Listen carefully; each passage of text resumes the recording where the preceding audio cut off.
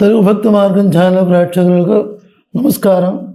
ఈ వీడియో ద్వారా క్రోధినామ సంవత్సర పంచాంగం గురించి, అందులో ఉండేటువంటి ఈ సంవత్సర ఫలితాల గురించి తెలుసుకుందాం.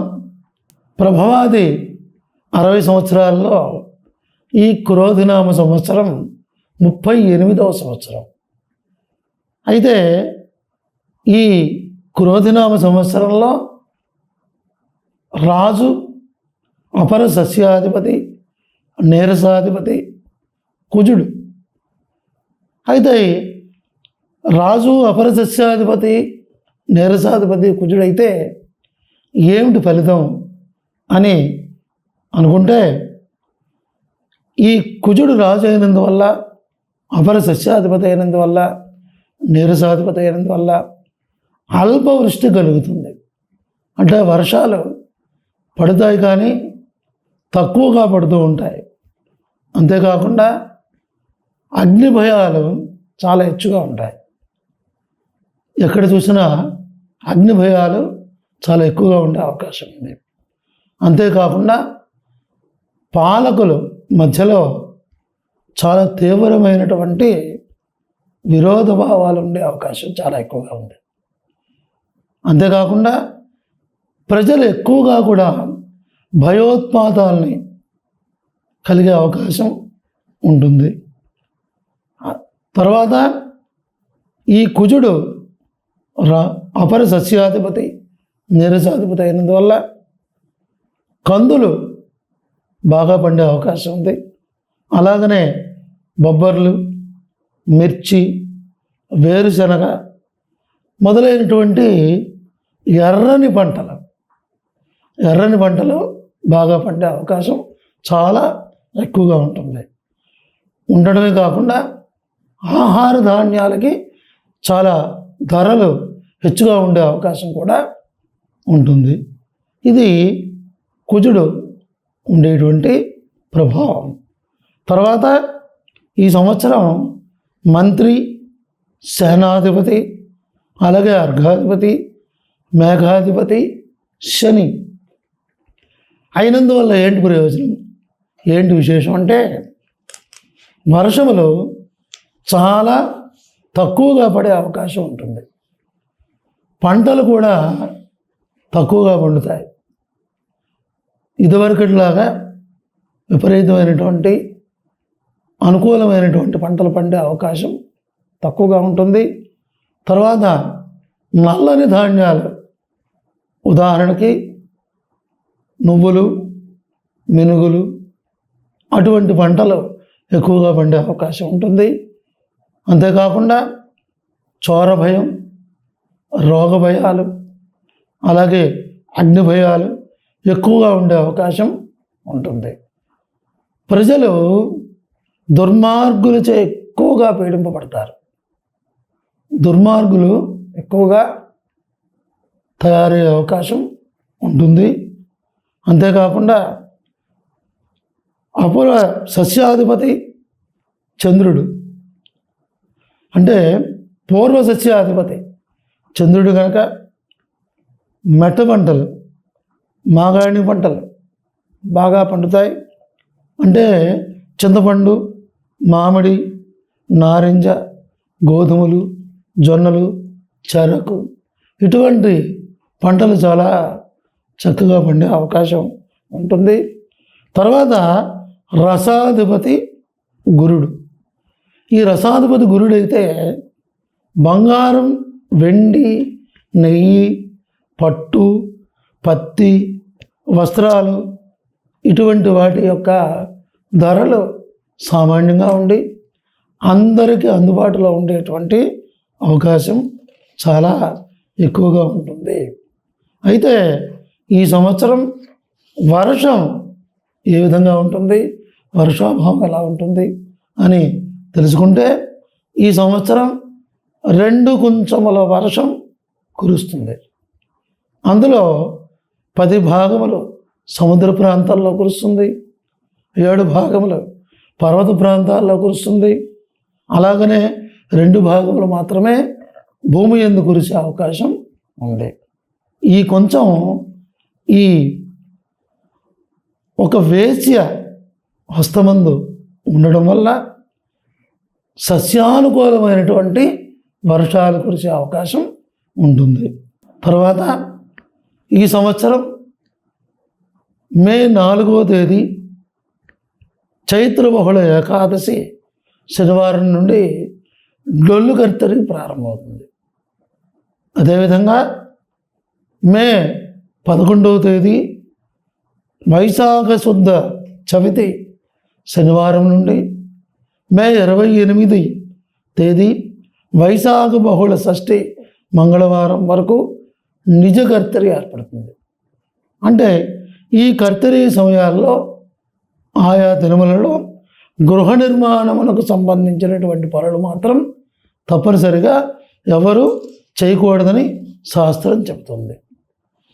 అంతేకాకుండా ఈ సంవత్సరం మే 1వ తేదీ చైత్రమాస బహుళ నవమి బుధవారం ప్రాగస్తమిత శుక్రమూఢం ప్రారంభమవుతుంది. శుక్రుడు తూర్పు భాగాల్లో అస్తమించి జూలై 7వ తేదీ ఆషాఢమాస శుద్ధ విధియ ఆదివారం పశ్చాద్వితీయ శుక్రమూఢం త్యాగం. పశ్చిమాన్న శుక్రుడు ఉదయిస్తాడు. ఇది శుక్రమూఢం. అలాగనే 18/3/25 పాల్గొన బహుళ చవితి మంగళవారం పశ్చాత్ అస్తమిత శుక్రమూఢం మళ్ళీ ప్రారంభమవుతుంది. ప్రారంభమై 28/3/2025 పాల్గొన బహుళ చతుర్దశి శుక్రవారం ప్రాగుదిత శుక్రమూఢ త్యాగం అవుతుంది. మరలా తూర్పు భాగంలో శుక్రుడు ఉదయిస్తాడు. ఇది ఈ సంవత్సరం శుక్రమూఢం. అలాగనే ఈ సంవత్సరం గురుమూఢం కూడా ఉంది. మే 5వ తేదీ చైత్ర బహుళ ద్వాదశి ఆదివారం పశ్చాత్ అస్తమిత గురుమూఢ ప్రారంభం. గురుడు పశ్చిమంలో అస్తమించి జూన్ 1వ తేదీ వైశాఖ బహుళ దశమి శనివారం ప్రాగుదిత గురుమూఢ త్యాగం. తూర్పున గురుడు ఉదయిస్తాడు. ఇది గురుమూఢం. అయితే ఈ శుక్రమూఢంలో కానీ గురుమూఢంలో కానీ వివాహాది శుభకార్యములేవి చేయకూడదు అని శాస్త్రం చెబుతుంది. కనుక ఏ ఒక్కరూ కూడా శుభకార్యములకు ఈ మూఢములు రెండు కూడా నిషిద్ధం. మే 1వ తేదీ నుండి మే 12వ తేదీ వరకు ఆదివారం వరకు, బుధవారం నుండి ఆదివారం వరకు నర్మదా నది పుష్కరములు జరుగుతాయి. ఈ పుష్కరంలో స్నానం, ధ్యానం, దానం, పితృతర్పణం, పిండ ప్రదానములు చేసుకోవడం చాలా విశేషమైనటువంటి ఫలితాన్ని ఇస్తుంది. అలాగనే ఈ సంవత్సరం ఈ క్రోధినామ సంవత్సరంలో సూర్యగ్రహణం కానీ చంద్రగ్రహణములు కానీ లేవు. అంతేకాకుండా ఈ సంవత్సరం పుష్యమాస బహుళ పాడ్యమి మంగళవారం అంటే 14 జనవరి 14, 2025 తేదీన మకర సంక్రాంతి జరుపుకోవాలి. ఇది ఈ సంవత్సరం యొక్క పంచాంగ విశేషములు. అందుకని ఈ క్రోధినామ సంవత్సరంలో ప్రజలందరూ కూడా ఆరోగ్యంగా ఉండి, పాడి పంటలు చక్కగా ఉండి, వర్షములు బాగా పడి సుభిక్షంగా ఉండాలని, ప్రజలందరూ ఆరోగ్యవంతులై వారి వారి వృత్తి ఉద్యమాలు సక్రమంగా ఉండాలని, ప్రజలందరూ సుఖశాంతులతో ఉండాలని తెలియజేస్తూ, ఈ సంవత్సరం ఈ క్రోధినామ సంవత్సరంలో ఏ నక్షత్రముల వారికి ఏ విధమైనటువంటి ఫలితాలు, ఏ రాశి వారికి ఆదాయ వ్యయములు అయితేనేమి, రాజపూజ్య అవమానములు అయితేనేమి, కందాయ ఫలితములు అయితేనేమి, సంవత్సర ఫలితం అయితేనేమి ఏ విధంగా ఉందో ఒకసారి తెలుసుకుందాం. ఈ సంవత్సరం అశ్విని నక్షత్రం వారికి చివరి సున్నా ఉంది. ముందుగా సున్నాల కోసం తెలియజేసుకుందాం. మొదటి సున్నా రోగభయం, మధ్య సున్నా మనోభీతి, చివరి సున్నా హానిని కలుగు చేస్తుందని మన జ్యోతిష్ శాస్త్రం చెబుతోంది. ఆ ప్రకారంగానే మనందరం కూడా ఈ కందాయ ఫలాలని చూసుకోవాల్సినటువంటి అవసరం ఉంది. మొదటగా అశ్విని నక్షత్రంకి మొదట సున్నా లేదు, రెండవ సున్నా లేదు, మూడవది చివరి సున్నా ఉంది. అలాగనే భరణి నక్షత్రానికి సున్నాలు లేవు.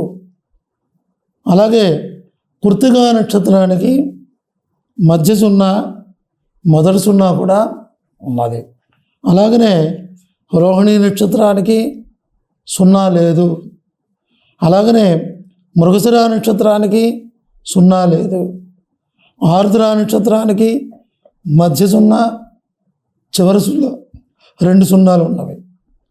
అలాగే పునర్వసు నక్షత్రానికి సున్నాలు లేవు. పుష్యమి నక్షత్రానికి సున్నాలు లేవు. ఆశ్లేష నక్షత్రానికి మధ్య సున్నా ఉంది. మఖా నక్షత్రానికి సున్నాలు లేవు. పుబ్బా నక్షత్రానికి మొదటి సున్నా, అలాగనే చివరి సున్నా కూడా ఉంది. ఉత్తరా నక్షత్రానికి మధ్య సున్నా ఉంది. అలాగే హస్తా నక్షత్రానికి సున్నాలు లేవు. అలాగే చిత్తా నక్షత్రానికి సున్నాలు లేవు. స్వాతి నక్షత్రానికి సున్నా, మధ్య సున్నా ఉంది. విశాఖ నక్షత్రానికి చివరి సున్నా ఉంది. అనురాధ నక్షత్రానికి సున్నాలు లేవు. జ్యేష్ఠ నక్షత్రానికి మధ్య సున్నా ఉంది. మూలా నక్షత్రానికి మొదటి సున్నా ఉంది. పూర్వాషాఢ నక్షత్రానికి సున్నాలు లేవు. ఉత్తరాషాఢ నక్షత్రానికి మధ్య సున్నా, చివరి సున్నా, 2 సున్నాలు ఉన్నాయి.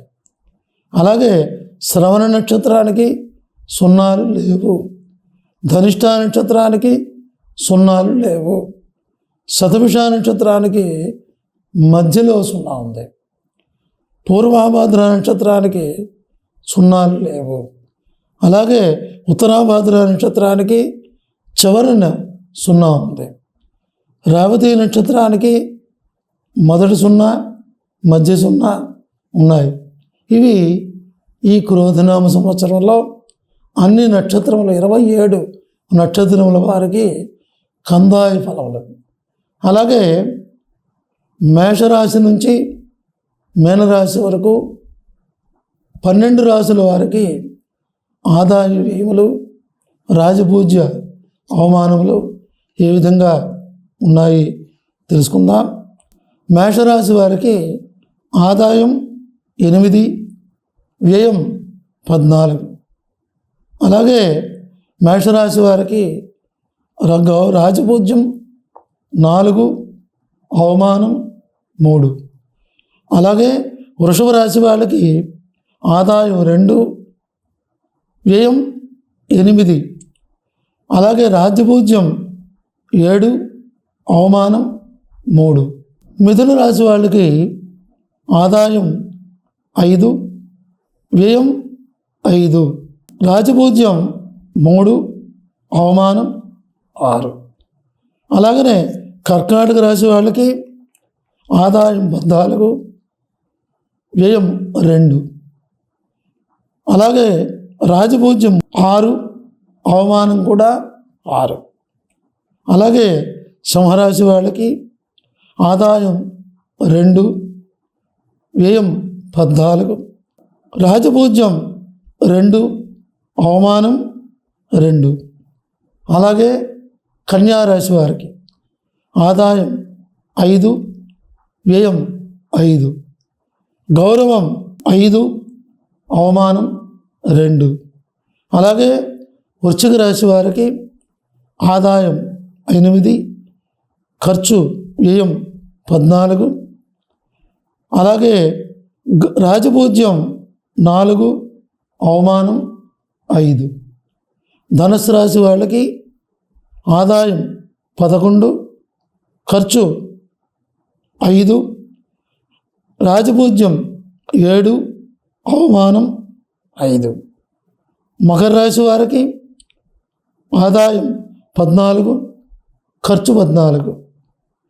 అలాగే గౌరవం రాజపూజ్యం 3, అవమానం 1. అలాగే కుంభరాశి వారికి ఆదాయం 14, ఖర్చు 14. గౌరవం రాజపూజ్యం 6, అవమానం 1. మీనరాశి వారికి ఆదాయం 11, ఖర్చు 5. అలాగనే రాజపూజ్యం 2, అవమానం 4. ఇవి మేషరాశి నుంచి మీనరాశి వరకు 12 రాశుల వారికి కూడా ఆదాయ వ్యయములు రాజపూజ్య అవమానంలో.